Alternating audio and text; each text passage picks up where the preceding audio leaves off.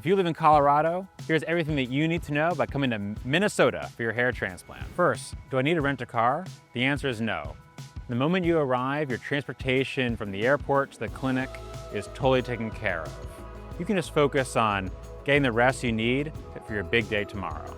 Can I go home the same night, or do I need to stay an extra night in Minnesota? Most of our clients will come in the night before the procedure and then leave the next day, just to create a smoother experience and give us a chance to check up on you after the procedure is completed. You're totally fine to fly or drive after your transplant is completed. You'll be given everything you need for your post-operative care once the procedure is completed. Is it safe for me to travel for this procedure solo? The answer is yes. Hair transplants are a safe and common outpatient medical procedure. Most of our clients who work at home return to work the next day.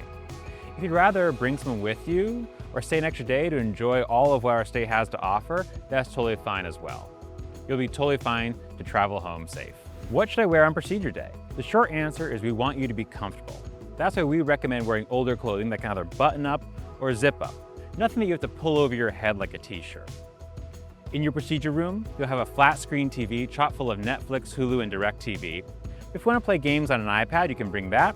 And if you want to listen to your favorite podcast, we also recommend bringing a set of headphones. Do I have to take off work?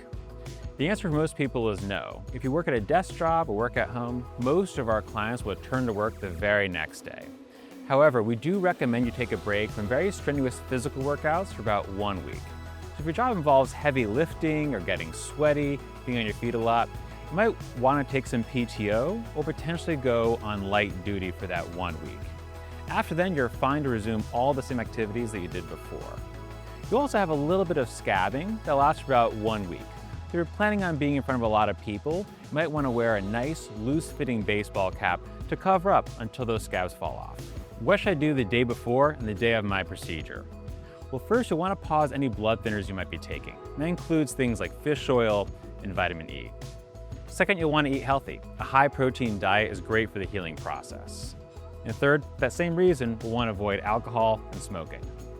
Finally, if you're planning on being in the sun after your procedure, we recommend avoiding getting a sunburn. And you can do that by wearing a nice, loose-fitting baseball cap.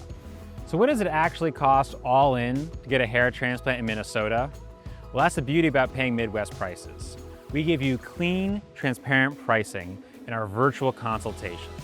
During your consultation, which we do nationwide, we'll examine your hair loss, talk about your goals for hair restoration, and give you a very clear picture of exactly what you need and exactly how much it's going to cost. We also offer to match any published price that's published online, so you can ensure you're going to get the absolute best value at the Hair Restoration Institute of Minnesota.